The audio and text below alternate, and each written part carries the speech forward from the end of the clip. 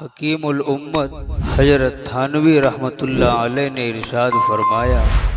کہ دین کے احکام و معاملات میں شکوک و شبہات پیدا ہونے کا اصل سبب دل میں اللہ تعالیٰ اور اس کے رسول صلی اللہ علیہ وسلم کی عظمت اور محبت کا نہ ہونا یا کم ہونا ہے۔ اس لیے آدمی طرح طرح کے شکوک و شبہات کا شکار ہوتا ہے، اور اسی محبت و عظمت کی زیادتی کی وجہ سے صحابہ و تابعین رضوان اللہ تعالی علیہم اجمعین کبھی اس طرح کے شبہات میں مبتلا نہیں ہوئے۔ اسی سے یہ بھی معلوم ہو گیا کہ شبہات کا اصل علاج کیا ہے۔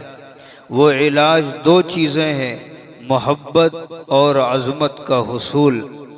ان دونوں کے حصول کا طریقہ اہل محبت و عظمت کی مجلس اور ان کی صحبتوں میں رہنا ہے۔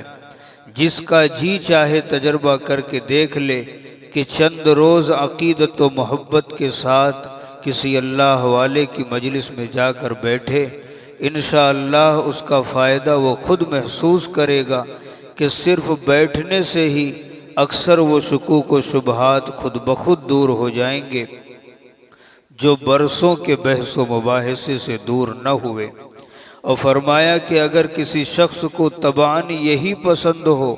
کہ دینی احکام کے اسرار و حکم اس کو معلوم ہو جائیں، تو اس کا طریقہ بھی یہی ہے کہ اسرار و حکم کی تفتیش اور اس میں بحث و مباحثے کو چھوڑ کر اطاعت و فرما برداری میں لگ جائے، تو یہ اسرار و حکم اس پر خود بخود منکشف ہو جائیں گے۔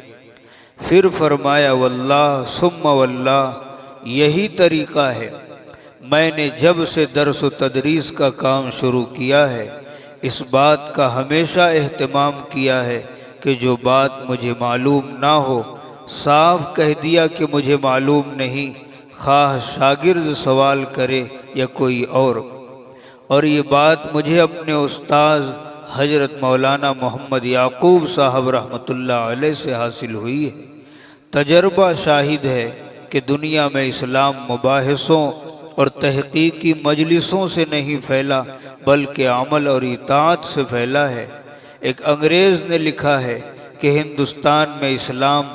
دو ہی جماعتوں سے پھیلا ہے، ایک تاجروں کی جماعت اور دوسرے صوفیہ کی جماعت، اور فرمایا کہ حقیقت میں دین کی سب سے بڑی تبلیغ یہ ہے کہ اپنے حالات، معاملات اور اخلاق کو درست کر لیا جائے۔ اسے دیکھ دیکھ کر لوگ خود بخود مسلمان اور نیک ہو جائیں گے۔